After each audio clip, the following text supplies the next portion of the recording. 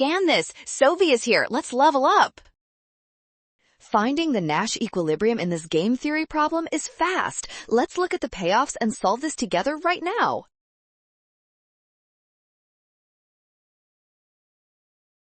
First, we check Dave's Den. No matter what Rover's Rest does, Dave's Den always gets a higher payoff by choosing no ads. That means no ads is their clear dominant strategy here.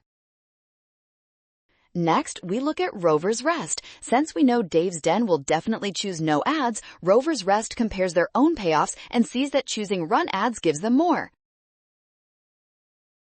Combining these best responses leads to a stable outcome. Dave's Den chooses no ads while Rover's Rest runs ads, making option D correct.